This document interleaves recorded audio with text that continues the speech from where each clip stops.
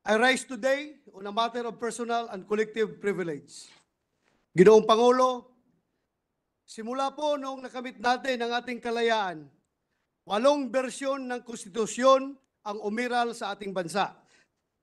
The 1989 Malolos Constitution, the Philippine Organic Act of 1902, the Jones Law of 1916, the 1935 Constitution, the 1943 Constitution, the 1973 Constitution, the 1986 Freedom Constitution, and our present Constitution, the 1987 Constitution. Sa 8 Philippine Constitution na aking nabanggit, tanging sa 1987 Constitution lamang po natin matagpuan ang People's Initiative bilang pamamaraan para amendahan ang konstitusyon. Isa po ang People's Initiative sa mga probisyon na nagbibigay ng kapangyarihan sa mamamayan na magpasimuno ng reforma sa pamahalaan. In the words of Justice Panganiban, in his separate opinion, in the case of Miriam Defensor Santiago versus Comelec, and I quote, "Initiative like referendum and recall is a new and treasured feature of the Filipino constitutional system. All three are institutionalized legacies of the world-admired EDSA people power. Like elections and plebiscites, they are hallowed expressions of popular sovereignty. They are sacred democratic rights of our people to be used as their final weapons against political excesses, opportunism, inaction, oppression, and misgovernance, as well as their preserved instruments to exact transparency, accountability, and faithfulness from their chosen leaders." End of quote. I repeat, Mr. President, it is a sacred democratic right of our people to be used as their final weapons against political excesses, opportunism, inaction, oppression, and misgovernance. Ito po ang isa sa purposes ng People's Initiative as envisioned by the framers of the 1987 Constitution. Pinahahalagahan po ng saligang batas ang gampanin ng mamamayan na siguruhin na patuloy na lalamanin ng mga pahina nito ang kanilang mga interes at kapakanan. After all government authority emanates from the people. However, if the people are being misled, deceived, and coerced to sign a piece of document proposing to amend the Constitution for a certain amount of money, then the initiative is invalidated. Worse, its intentions are tarnished. The sacredness of initiative is stained by selfish motives. Ang pinagtataka po natin ngayon, bakit tila ang umiikot na so-called People's Initiative ay isang politician's initiative? Pareho pa rin silang PI, Mr. President. This is an insult and outright affront to the space duly afforded to us by the Constitution. A space intended to accommodate our people's capacity to introduce reforms.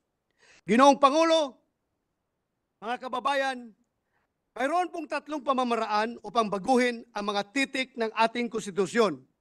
Ang 2 sa 3 proseso na ito ay nangangailangan ng direktang partisipasyon ng mga halal na mga mambabatas, mga kongresista at tayong mga senador.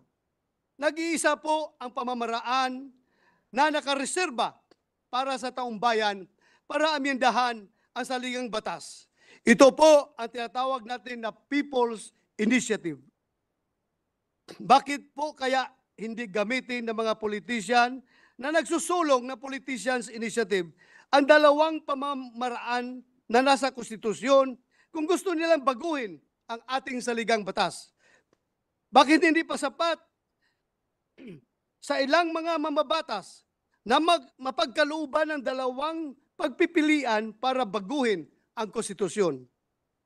Kailangan ba na pati ang direktang inilaan para sa ating mga mamamayan ay kukunin at gagamitin ng mga gahamang politiko? Tila Ginoong Pangulo, sa pagdaan ng mga araw, mas maraming katanungan pa ang nadadagdag kaysa mga kasagutan sa Politicians Initiative. Pero isa po ang nabigyang linaw. Mayroong mga kumikilos upang manlinlang ng ating mamamayan. Mga individual at mga grupo na tila ang tingin lamang sa pamahalaan ay isang negosyo na pwedeng pagkakitaan. Handa silang mamuhunan sa pagbili ng mga pirma o lagda. Napakadali lamang, lalo na kung hindi naman kinabukasan ng bayan ang kanilang turing dito, kundi isang tseke na maaari nilang ipalit sa salapi pagdating ng panahon. Nakalulungkot na ang pinagsamantalahan ay siyang mga kababayan natin mga walang-wala sa buhay. Sila na ang mga nagdarahop at naghihikahos. Silang mga nagugutom at walang hanap buhay. May mga pagkakataon na ilan sa ating mga kababayan na pumirma sa kadudang-dudang People's Initiative ay wala ng ibang makakapitan kundi patalim. Kapalit ng munting halaga ay pagsangla ng kaluluwa. Nakagagalit na silang mga vulnerable ang palaging target ng panlilinlang ng mga politikong may mga pansariling motibo. Nakakapanlumong isipin kung paano sinamantala ang kahirapan sa buhay ng mga mamamayan para lamang sa pangsariling kapakanan ng mga nasa kapangyarihan. Minsan naisip ko, Mr. President, kung nangyari ito nung bata pa ako, malamang kasama ang aking mga magulang sa mga hihikayatin nilang pumirma. At dahil mahirap lang kami, baka nga pumirma sila. Kaya ganun na lamang ang aking galit, Mr. President, sa pananamantalang ito. Pumirma ka na lang, bahala na kung hindi naiintindihan, di bale, may 100 pesos ka o kaya 3,000 pesos, may panghapunan na kayo ng pamilya mo. I feel it is my obligation to stand up for the poor because I know what it is like to believe that you do not have a choice. It is my obligation to tell every single one who is listening to me right now, be it inside these halls or on some video being aired, you always have a choice. And the Senate is ready to support you in making a real, informed, dignified choice. Ginoong Pangulo, nais ko pong susugan ang pananawagan ng ating majority leader, Senator Joel Villanueva. Hinihikayat po natin ang ating mga kababayan na niloko, pinilit maging iyong mga nakatanggap ng panunuhol kapalit ang kanilang pagpirma sa isang dokumento kung saan hindi malinaw sa paglahad kung ano ang reforma na gustong iamyenda sa konstitusyon.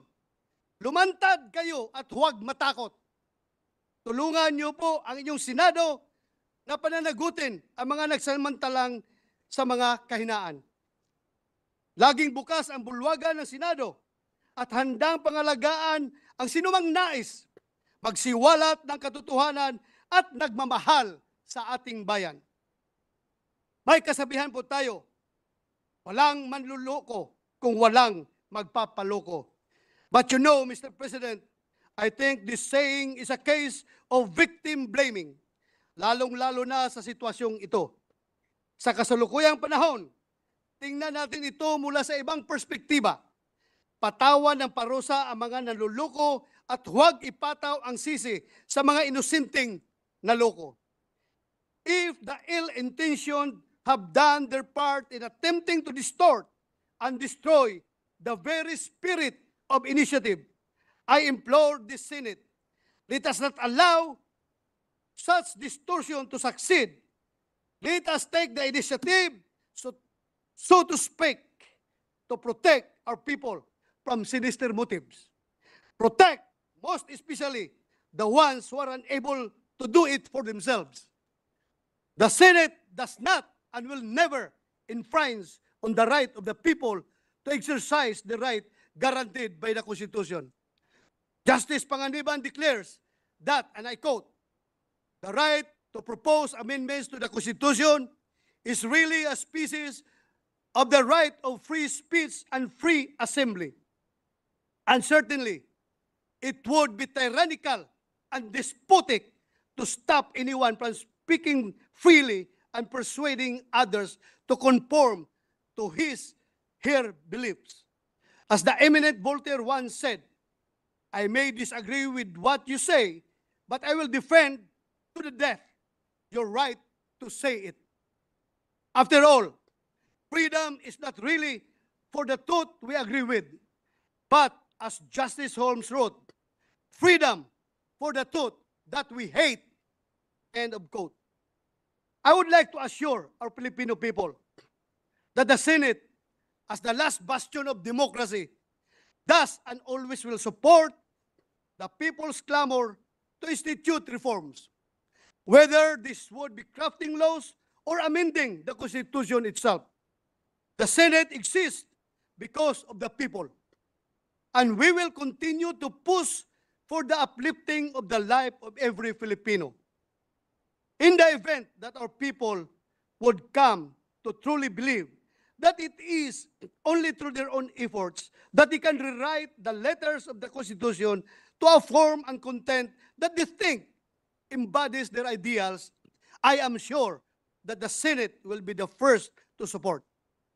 However, the Senate will also be the first to condemn if the right to people's initiative is being bastardized by enterprising politicians. The Senate will not allow and will therefore condemn any form of threat, coercion, or bribery that compromises the future of our country and our people. I call on the persons behind this deceptive and fraudulent people's initiative. Make amends, not to our Constitution, but to the people, our people, whom you have maliciously enticed to unknowingly sell their future. Maraming salamat, Mr. President. Maraming salamat, Senator Bato de la Rosa. Mabuhay ka. Very passionate speech. Mr. President, may I be allowed to just make or pose some clarificatory questions, Mr. President? If the gentleman from Davao and Bohol would yield to some clarificatory questions, Mr. President, from this representation.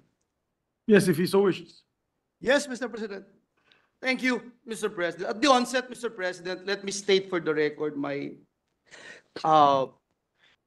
sincerest gratitude and sa Tagalog, Mr. President, yung pagsaludo sa isang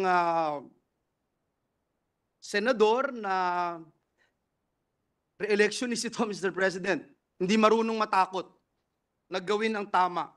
Hindi marunong matakot na ipaglaban ang karapatan ng mamamayang Pilipino. Let me just put that on record, Mr. President. I salute, whether you agree with him or not, you salute, Mr. President, the character of this gentleman who is here today in this august chamber to deliver such a compelling and passionate privilege speech, Mr. President. Mr. President, ang unang katanungan ko sa ating kasama dito sa bulwagang ito, binanggit niyo po, Ginoong Pangulo, yung third mode of changing the Constitution, which is people's initiative, Mr. President. Pwede ho bang malaman natin, Ginoong Pangulo, na pag people's initiative, kailangan po ba non-partisan? Kailangan po ba hindi ginagamit ang anumang makinarya ng pamahalaan ng gobyerno? Ginagamit ang programa ng iba't ibang departamento para lamang makakalap ng pirma? Ito po ba ay natural sapagkat marami ho sa ating mga kababayan, Ginoong Pangulo, ang nagtatanong. Ito ba ay natural na nangyayari? Hindi ho bulag ang mga Pilipino, Ginoong Pangulo. Nakita natin sa telebisyon, narinig natin sa mga radyo, na-monitor natin sa social media. Isang kababayan natin, kaya ho ako'y bilib na bilib sa ating kasamahan dito sapagkat inilagay niya yung kanyang sarili doon sa mga taong binanggit niya na parang nagkakapit patalim na lamang, Ginoong Pangulo, sapagkat tama po ba natatanggap ka ng ayuda mula sa pamahalaan, programa ng pamahalaan, pero kailangan mong pumirma sa isang dokumentong hindi mo naiintindihan. Ito po ba'y natural? Ito po ba ay people's initiative, Mr. President, Ginoong Pangulo? Well, Mr. President, Majority Leader, as I have said, sa nakikita natin na nangyayari ngayon, tila lumalabas na hindi naman talaga ito kagustuhan ng taong bayan. So this is not a people's initiative. This is politicians' initiative. Kung sino yung mga politiko na nasa likuran na nagpapatakbo nitong people's initiative kuno. So, very clear yan, Mr. President. At yung pangalawang sinabi mo, Mr. President, na natural ba na gamitin yung pondo ng bayan katulad ng AX, pondo ng gobyerno to entice these people to vote or to sign, to get their signature, ay yun po, Mr. President, ay lantarang vote buying kung tutuusin. Vote buying po talaga yan. Dahil, these people are enticed to give their signature in exchange of the money that is being offered to them through the government programs and services like AX, TUPAD, and what other programs that we have, Mr. President.